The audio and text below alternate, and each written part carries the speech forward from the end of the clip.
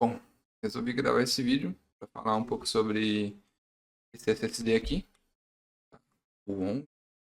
É um SSD que está muito barato no AliExpress, né? E a gente tem bastante dele aqui até para revenda. Deixa eu usar alguns serviços aqui. Ele vem embalado nesse plástico antistático apenas, não tem caixinha, não sei se isso é para reduzir custo também, né? E a gente comprou pelo menos umas 20 unidades desse cara aqui por conta do preço dele, né? Vai focar bem aí. Um SSD de 128 GB, né?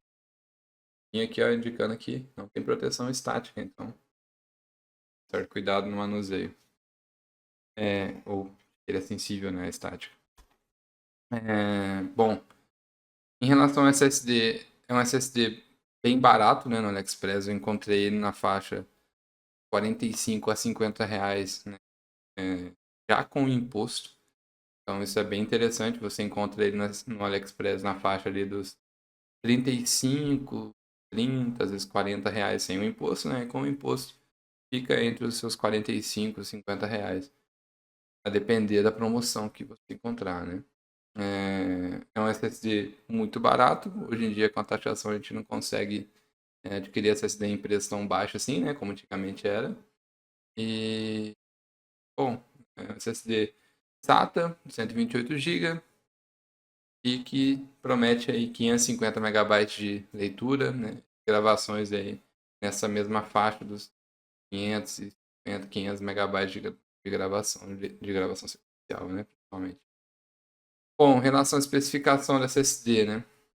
Eu cheguei a abrir ele, tá? Para ver a NAND, o controlador dele. Então ele tem um controlador, eu tenho que ler aqui, né? Realtek RTS 5735DLQ, né?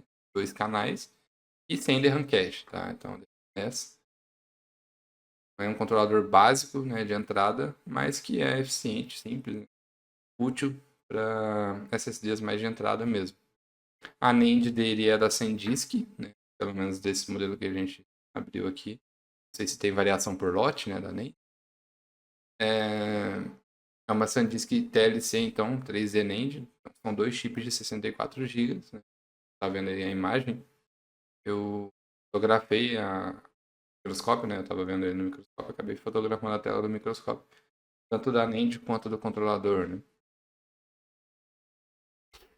Bom, em relação aos testes de desempenho dele, né? Eu fiz os testes deles, os mais básicos aí, né?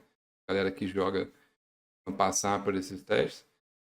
E até alguns um pouco mais elaborados aí, né? Que serve para testar também o uso do SSD para fins profissionais, para fins um pouco mais avançados do que apenas rodar um jogo ou ressuscitar um notebook antigo aí da terceira geração da Intel, quarta, quinta geração da Intel. O pessoal costuma, né, substituir o HD para reviver o notebook, né?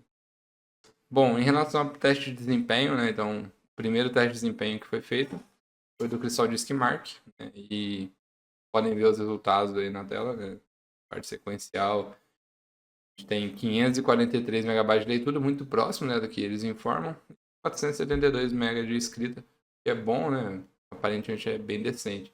Lembrando que o teste do Crystal Disk Mark é um teste mais superficial, né? O desempenho dele é aleatório, é bem limitado, porque não tem DRAM cache, né? Então, nessa faixa de preço, é quase impossível encontrar um SSD com DRAM cache. É algo compreendido. Depois, eu também fiz o teste do 3D Mark. É um teste mais voltado para jogos, né? Storage Benchmark do 3D Mark. A pontuação dele foi de 748, né? Que não é uma pontuação tão boa, mas considerando que é um SSD de entrada, né, e que a pontuação dele está acima de um Kingston A400, que é um SSD normalmente vendido muito mais caro do que ele, entrega um desempenho igual ou até inferior, né, a ele, então, firma mesmo, né, um SSD mais de entrada, é um uso mais básico. Bom, em relação ao SLC Cache, eu fiz o teste no IOMatter, né, e aí tem um gráfico que a gente pode ver durante 1 hora, né, o teste foi feito. Segundo a segundo, eu registrei aí e elaborei esse gráfico. Bom, na prática, ele demorou mais ou menos 110 segundos para poder despencar, né? Para poder esgotar o SLC Cache na gravação, tá?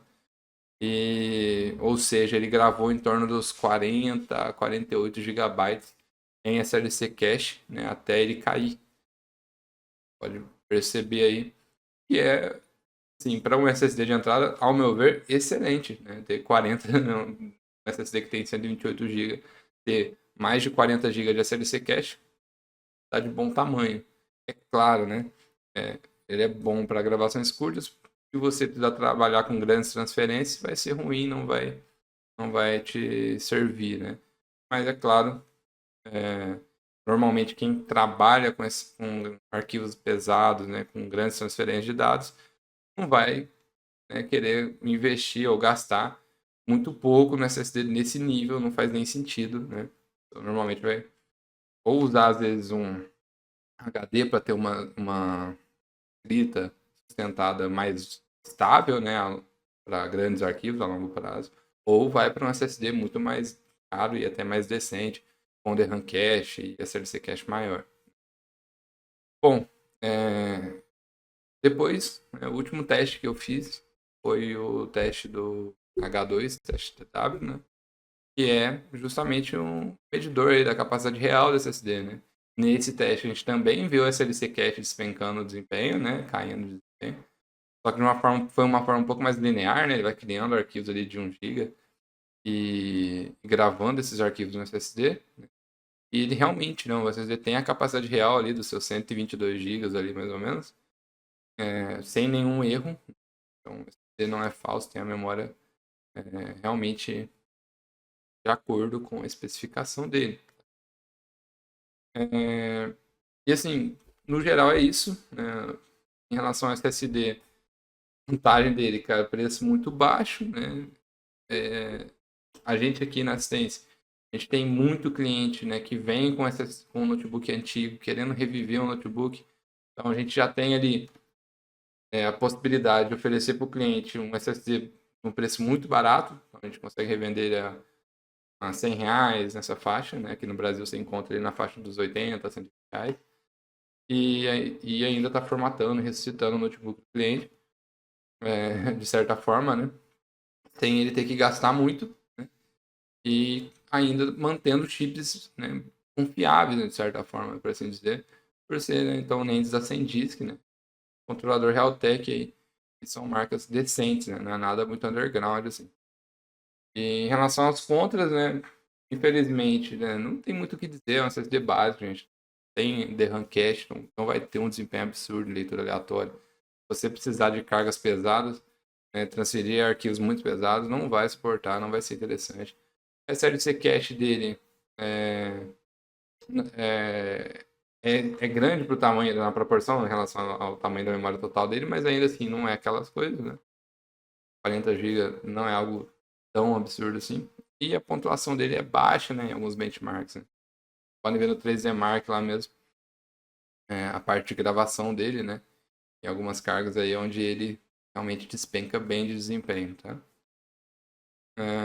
Então, se você quer um SSD barato para ressuscitar um notebook antigo, ou para ter só um sistema operacional ali e ter os seus jogos e outros arquivos em outro SSD, ou né, em um HD e afins, né, ele vai ir bem a sua necessidade. Mas se você precisar depois de um SSD com um desempenho melhor, aí já é procurar às vezes uma versão aí das marcas mais famosas, ou uma versão com DRAM cache, né,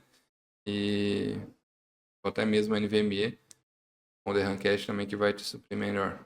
Espero que se ajude aí alguém que esteja na dúvida entre comprar ou não, se vale a pena comprar, né? Se tem se os componentes que estão ali dentro são de qualidade ou não.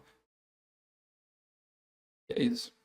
Deixa o like aí, se inscreve no canal. Vou deixar o Instagram da assistência, né? E até o contato do WhatsApp, então, caso precisar de algum serviço, seja manutenção, montagem, reparo de computador, etc. Ou até mesmo tirar alguma dúvida, né? WhatsApp e Instagram nosso, para acompanhar um pouco do trabalho. Dia a dia. Beleza? Valeu, obrigado e fico.